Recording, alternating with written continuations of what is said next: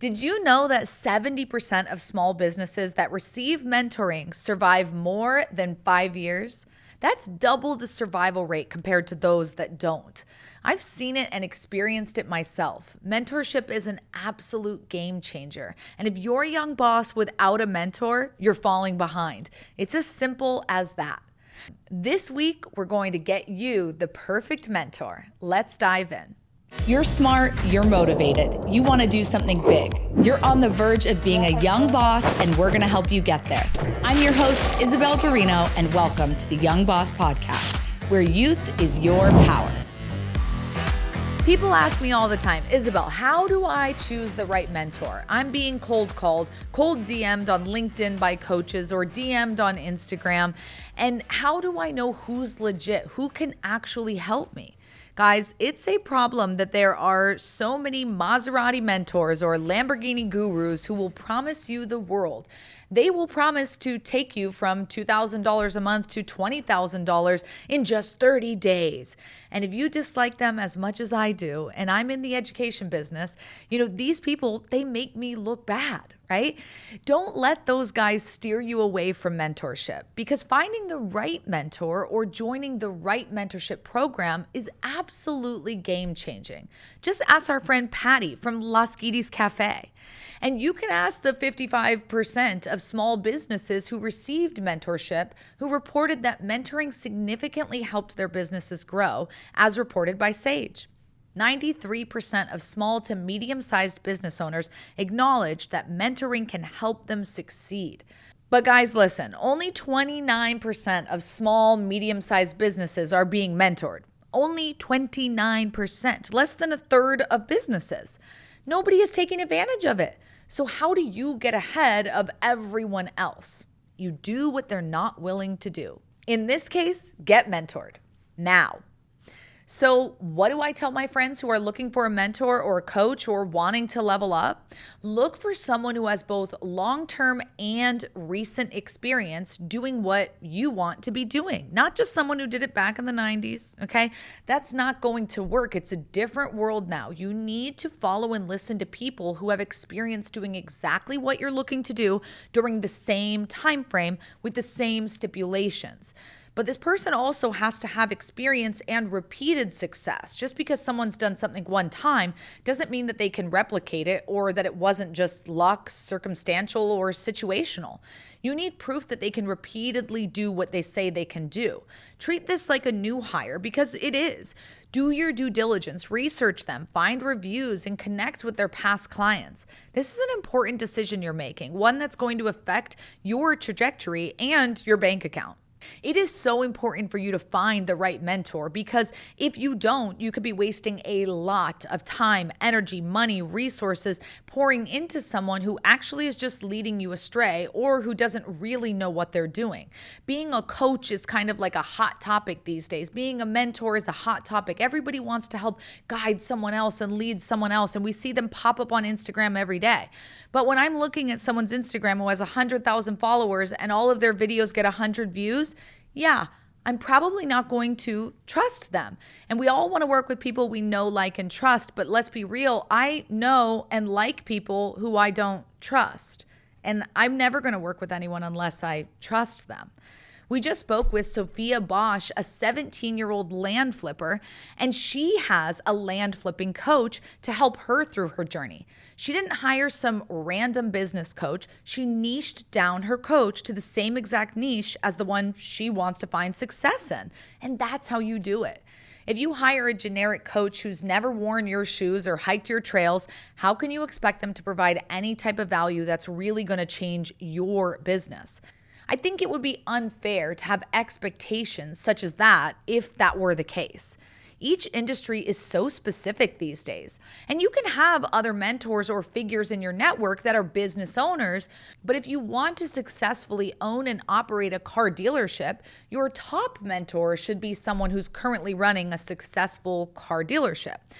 That's where you're going to get the most value, and that's how you're going to scale quicker and make less mistakes. Now, don't ever turn an ear to advice or stories about business. There is something to learn from everybody, no matter the industry or market. But knowing and dealing with someone who knows your business, knows market trends and challenges, that could really help you level up in a way that a generic business coach just really can't. I love to, network with and cooperate with different people from different industries, because sometimes they'll say, oh, well, in our industry, we always do XYZ. And I'm like, I never thought about that. And if I'm only talking to people in my space, they've never thought about it either, or else they would have been doing it. So I'm not saying don't collaborate with other people in other industries. I'm saying the top person who you are seeking to really glean information from and really, keep you on track, on trend, make sure that they have experience in your field. Remember, this is a delicate process, similar to baking, right? Everything has to be balanced for it to work just right, for the bread to rise and bake as you expect it to. That being said, some people may be a rock star with their own business and have repeated success you're looking for, but they're terrible at teaching others. Have you ever heard of the phrase in sports, the most average players make the best coaches? If you think about it, it's rare to see a Hall of Fame caliber athlete find success as a head coach or manager in their sport. The game comes so naturally to them that they have a hard time teaching others and communicating about the sport. On the other hand, there are plenty of athletes who found success as players, not Hall of Famers, but have been able to go on and have incredibly successful coaching careers. And that's because they know how to communicate about the sport. They've been on the receiving end of it before, and they know how much hard work goes into being the best you can be when you're not as talented as the all-time greats. Hard work beats talent when talent doesn't work hard. Remember that.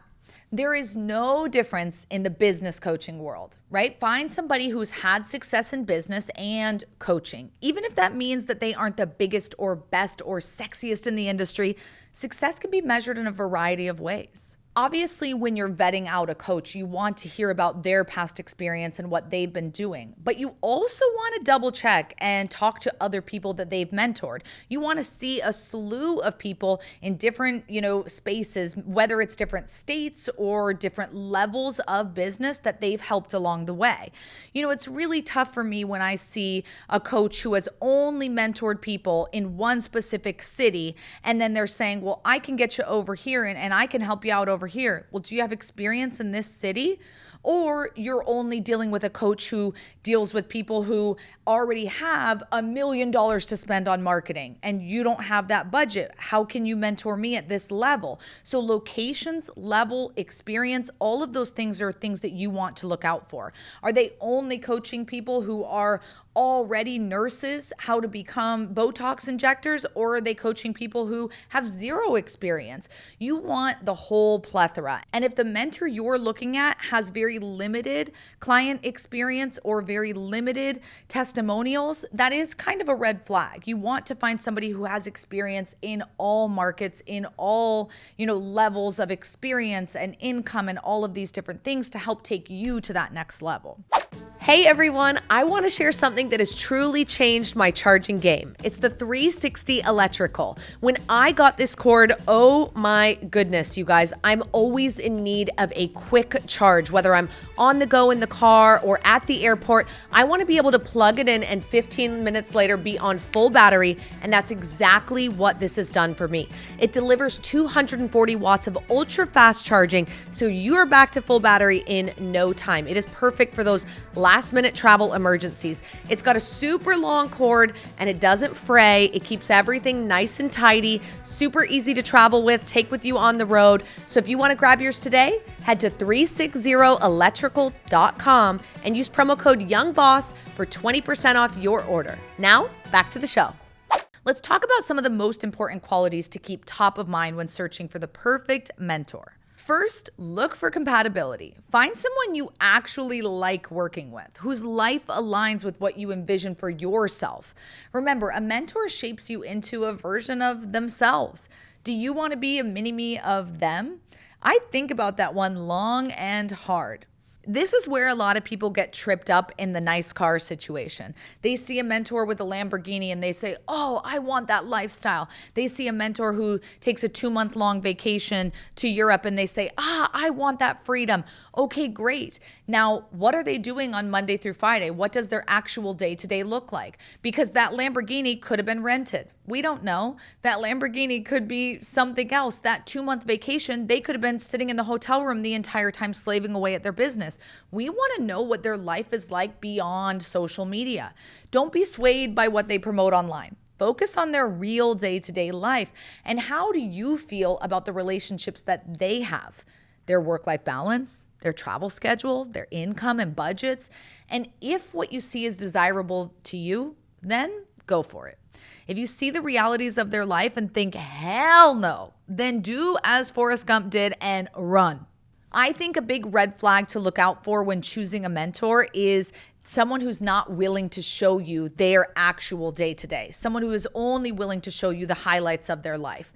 I know people have often said, hey, can I shadow you for a day? And when they've offered to do it with I'll film social content for you all day long. We'll do a vlog or we'll do this. I'll write a blog for you. They're bringing something to the table. I say, come on, I'd love to have you shadow me. Let's do it.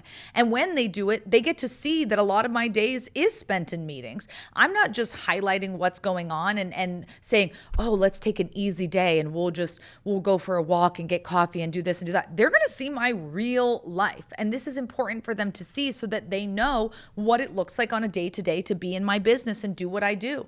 People with little to no experience, probably not a good fit. People with no reviews or testimonials or fake reviews and testimonials, avoid. People who make you feel unmotivated or undervalued, who belittle you, don't work with them. Okay, avoid mentors who don't believe in you and your vision, or ones that have a reputation that clashes with your values. If they're all about getting the next hot girl and you're happily married, probably not the right fit. Remember, you're the sum of the 5 people you spend the most time with, and if you don't feel comfortable being associated with this person, it's not a good fit. So how do you evaluate the fit of a mentor, and what are the signs it's time to leave a mentorship? I've spoken to other entrepreneurs who say that they'll join a mentorship or join a program, a mastermind, whatever it is, for 2 years and 2 years only. They squeeze everything they can out of it and on to the next. And that's all they'll do, because they say, if I haven't gotten everything I needed in a 2-year time span, then it's not the right fit. If you want to set boundaries on what this looks like for you, I'm going to commit 1 year to being in mentorship or being in this program, being in this mastermind, whatever it is, 1 year to this. And if I'm not receiving XYZ, then I'm out. But I think you also need to fairly evaluate, what have you received? Because many times mentors I've signed up with, I thought I was going in for certain things and I left with completely different things that actually checked my boxes in ways that I never really imagined. So if you feel like you need to leave the mentorship, it's important that you communicate with your mentor about any missed expectations of yours and where you feel that the relationship or the coaching was lacking, because they may actually be willing to work with you. Sometimes you'll say, hey, I came in for this, I actually received this, and I'm loving it, but I still want these things. And they say, okay, great, let's work on that. I've had other friends who've left different masterminds that we've been a part of or mentorships we've been a part of. And when they called to tell me, hey, by the way, I quit, I'm like, oh man, what did you tell our coach?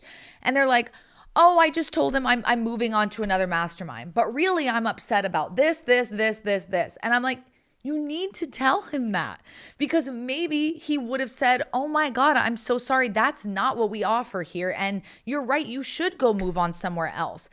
But if you don't even tell him, how does he know? Because maybe he's marketing it in the wrong way if that's what you thought you were going to get and that's not what he offered. Or maybe he'd take offense. I don't know. But if you don't tell them, that's really not cool, because they need to be able to work on what they are marketing and where the lack of information was. If you can share with them, I really wanted XYZ and you haven't given it, maybe they say, oh my God, I had no idea that was what you wanted, here, and they give it to you. And now you got everything you wanted. Be open and communicate. Listen, if you're going to be giving feedback, be prepared to receive feedback. That's the way of the world. Many times when you give a coach feedback, they may say, okay, Well, have you attended these events? Have you invested in this? Have you connected with this? And they may put it right back on you. And I know it can be easy to get defensive or proud in moments like this, but actually listen to their feedback, just like you want them to listen to yours. Ask yourself the question, is the feedback valid? Take a moment to reflect on your role in the relationship or group. Are they addressing areas that you are actually falling short? There might be a humbling moment of opportunity for growth. There could be.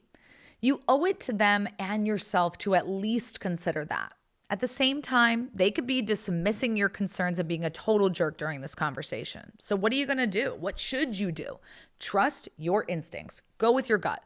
If the mentorship isn't panning out financially or professionally, it is okay to step away. Don't go into the breakup conversation expecting that they're going to be completely pissed off, but also don't go in thinking that they're going to just take it on the chin and be totally cool with it. They may want that feedback. They may want to say, why? What's going on? Where did I miss? So be prepared to be open and bring your list of things you loved, things you didn't love, things that came short, and your true reason why you're leaving. Don't say, oh, it's for another this, it's for another that. Tell them where they disappointed you. Be open to the feedback. And if it starts getting nasty, hey, you're quitting anyways. Time to hang up or walk away from the conversation.